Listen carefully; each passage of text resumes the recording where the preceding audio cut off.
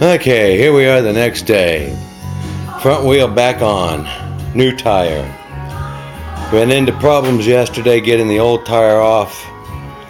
Had tire sealant in it. Glued the old tire to the rim. Ended up having to cut the tire in half to get it off the rim. And ended up taking the new tire and rim in and having the shop put it on because I was just too wore out and it was too much trouble. But they did a good job, charged me $30, and now it's time for a go to test ride.